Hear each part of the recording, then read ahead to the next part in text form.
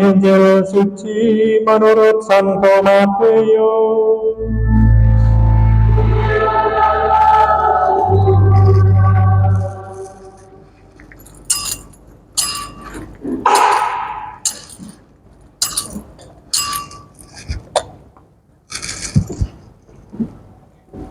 Setelah orang-orang Majus yang mengunjungi bayi Yesus di Betlehem pulang, tampaklah malaikat Tuhan kepada Yusuf dalam mimpi.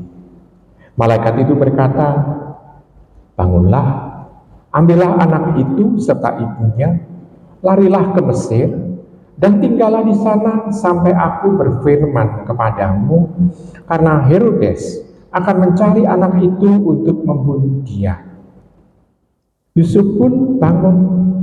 Diambilnya anak itu serta ibunya malam itu juga, lalu menyingkir ke Mesir dan tinggal di sana sampai Herodes mati.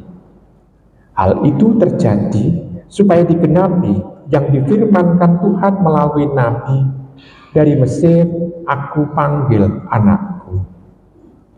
Setelah Herodes mati, tampaklah malaikat Tuhan kepada Yusuf di Mesir dalam mimpi. Kata malaikat itu, "Bangunlah, ambillah anak itu serta ibunya, dan berangkatlah ke tanah Israel, karena mereka yang hendak membunuh anak itu sudah mati." Lalu Yusuf pun bangun, diambilnya anak itu serta ibunya dan pergi ke tanah Israel. Tetapi setelah mendengar bahwa Arkelaus menjadi raja di Yudea, menggantikan Herodes ayahnya, Yusuf takut ke sana. Karena dinasihati dalam mimpi, pergilah Yusuf ke daerah Galilea.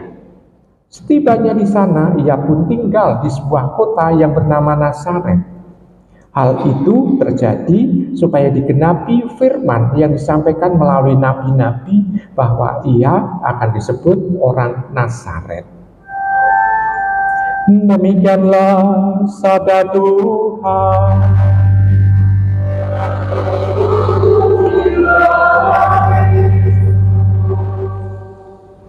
Ibu, Bapak, saudari-saudara yang terkasih dalam Kristus Tuhan, bacaan pertama, bacaan kedua sebetulnya bercerita mengenai situasi keluarga yang seharusnya ada. Di kitab Amsal maupun dari surat Paulus di sana. Itu situasi keluarga yang seharusnya ada, yakni keluarga yang baik. Diungkapkan bahwa kalau keluarganya itu indah relasinya, dan di dalam hubungan antara orang tua dan anak itu baik, maka di sana tampak bahwa orang itu, anak itu mampu juga mengungkapkan ungkapan kedekatan dengan Allah. Jadi relasi dalam keluarga itu akan ditampakkan juga dalam kehidupan rohaninya. Tapi kalau kehidupan relasi kepada orang tuanya itu enggak baik, ya dari kecil tidak pernah yang namanya itu dekat, maka kehidupan doanya pun itu akan dipertanyakan. Apakah betul dia itu mempunyai kedekatan dengan Tuhan? Ibu, Bapak, saudari terkasih, itu adalah bacaan pertama dan bacaan Injil hari ini. Lalu dalam bacaan pertama dan bacaan kedua, bacaan Injil berbeda. Kita bisa melihat mimpi dari satu Yusuf, mimpi yang kedua dan mimpi yang ketiga. Mimpi yang pertama adalah supaya Yusuf berani untuk mengambil Maria sebagai istrinya, walaupun Maria sudah mengandung dari Roh Kudus. Ini mimpi yang pertama, untuk membangkitkan keberanian Yusuf.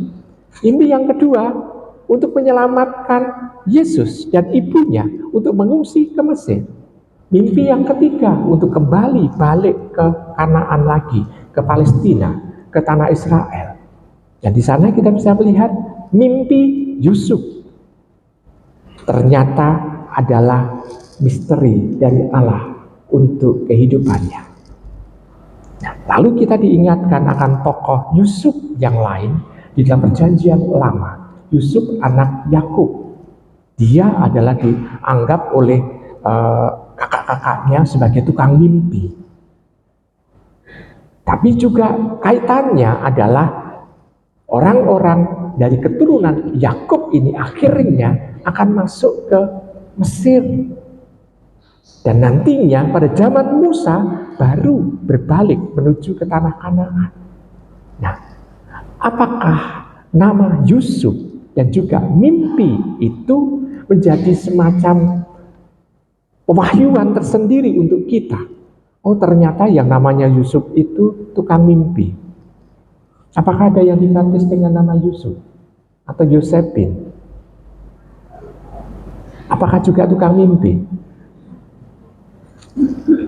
Baik, Ibu Bapak, kita tidak mau mengadili orang itu. Oh, kalau begitu orang yang diberi nama Yusuf adalah orang tukang mimpi, pemimpi. Tapi perlu diingat, para penemu benda-benda yang ditemukan di dunia ini juga berangkat dari mimpi. Saya kira Thomas Alva Edison pun itu juga bermimpi supaya orang tidak tergantung pada lilin, mungkin. Lalu juga Marconi mungkin juga, dia menemukan karena punya mimpi, orang bisa mendengar siaran dari tempat yang lain, lalu juga orang bisa berhubungan dari tempat yang jauh ke tempat yang lain pula. Ya. Berangkat dari mimpi juga, mimpi yang berusaha untuk diwujudkan. Nah, sekarang saya mau tanya dulu kepada panjenengan. Panjenengan juga punya mimpi? Halo? Pernah bermimpi? Mimpinya baik atau mimpinya jorok? Lebih yang mana? Yang baik. Baik, mimpi yang baik. Berusaha setelah bangun diwujudkan enggak? Mimpinya ini berupa hiasan dalam tidur ataukah ini misteri Tuhan yang mau disampaikan kepada kita? Lebih banyak yang mana? Hanya hiasan tidur, bunga tidur. Baik, Ibu Bapak, saudari-saudari kasih, kita tidak mau membahas mimpi. Tetapi yang jelas adalah Tuhan ini mau untuk menyelamatkan. Tuhan mau memberikan yang terbaik kepada keluarga tersebut. Nah, keluarga Nazaret ini, Yusuf, Maria, dan Yesus. Dan di sana kita bisa melihat ternyata Yusuf yang menjadi semacam pendamping dari Yesus dan Ibu Maria itu atas nama dari kehendak Tuhan melakukan yang terbaik untuk keluarganya, untuk Maria, melindungi Maria dan Yesus. Di sana Yusuf sungguh-sungguh melakukan yang terbaik karena rencana Tuhan. Demikian juga sebetulnya dari keluarga-keluarga yang ada. Apakah orang tua atau suami atau istri tidak melakukan sesuatu di keluarga karena ini adalah juga sesuai dengan rencana Tuhan? Apakah dalam setiap keputusan-keputusan yang penting dalam keluarga itu juga menyertakan Tuhan? Ambil contoh konkret yang seringkali dilakukan oleh orang tua. Anak itu dileskan, betul ya? Seringkali diberi les. Les, oke, kalau itu les hubungan dengan sekolah, oke. Tapi kalau les yang tidak hubungannya ada sekolah, misalnya les balet, les menari, les musik, les menyanyi, segala macam, tidak ada hubungannya dengan sekolah. Apakah kita juga di sana mau untuk terlibat dengan Allah sendiri? Kita juga mengungkapkan di dalam doa kita bahwa apa yang kita pilihkan untuk anak ini adalah sesuai dengan Allah. Apakah talentanya ini adalah talenta yang berasal dari Allah dan orang tua ikut mau mengembangkan talenta dalam diri anak? Apakah ini juga kita gunakan? Yusuf dia melakukan banyak hal terhadap Maria dan Yesus karena kehendak Allah. Nah, apakah kita juga orang tua seperti itu? Apakah kalau kita memarahi anak, kita juga bersikap seperti Allah di dalam kita memberitahu anak? akan nilai-nilai yang baik. Apakah Allah juga dalam memberitahu umatnya selalu dengan kemarahan? Ibu bapak, saya katakan bahwa orang tua haruslah seperti Allah di dalam dia memberitahu anaknya. Pernah saya ceritakan tentang seorang anak yang melakukan banyak hal di dalam kehidupannya yang menghubungkan orang tuanya seperti Allah. Begini, di panti asuhan dulu di Bonjel ada satu anak yang tidak mau berdoa Bapa Kami. Tidak mau berdoa Bapa Kami, walaupun diajari berdoa Bapa Kami, dia nggak mau untuk berdoa Bapa Kami. Padahal anak tokoh umat di situ, anak tokoh umat. Lalu gurunya bingung, kipiye ini, anaknya kok nggak mau diajari doa Bapa Kami. Lalu pada waktu itu romonya mengatakan kepada anak itu, yuk nak, kita latihan berdoa. Dia mengatakan doa, yuk kita berdoa. Ibu kami yang ada di surga, dimuliakanlah namamu. Anak itu ternyata bisa meneruskan doa Bapa Kami sampai kata amin di belakang. Setelah diganti Bapa Kami, diganti Ibu kami yang ada di surga. Ternyata setelah dirunut, anak itu mengalami KDRT dari bapaknya. Padahal itu masih di TK. Sehingga setiap ketemu dengan bapaknya, dia mengalami ketemu dengan monster. Sehingga dekatnya dengan ibu.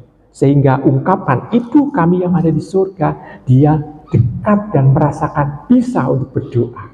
Dan di sana kita bisa melihat, oh ternyata relasi dengan bapaknya yang tidak baik dari masa anak-anak itu menghalangi relasi dia dengan Bapa yang ada di surga. Berarti kita bisa melihat, oh ternyata dalam proses memberikan sesuatu nilai kepada anak ini juga segaris sama dengan memberikan penanaman kehidupan rohani. Lalu yang kedua, ada pengalaman lain lagi. Pada suatu kali saat kunjungan keluarga, lalu di situ ada keluarga muda yang masih mempunyai anak yang masih kecil. Anak itu pulang dari TK, dia pulang lalu mengatakan, nih mami, oh ternyata papi itu bajingan. Kami yang baru kunjungan keluarga itu terkejut. Anak ini mengatakan, oh papi bajingan. Lalu ibu itu tidak langsung memarahi anak. Dia bertanya, kenapa anak? Kenapa anak? Kok papi disebut bajingan? Ya, papi bajingan karena kalau main dengan aku selalu menang. Kata siapa? Kata teman-teman di sekolah. Mengatakan kalau bajingan itu selalu menang dalam segala hal. Dalam permainan, dalam perlombaan selalu menang. Dan dia adalah bajingan.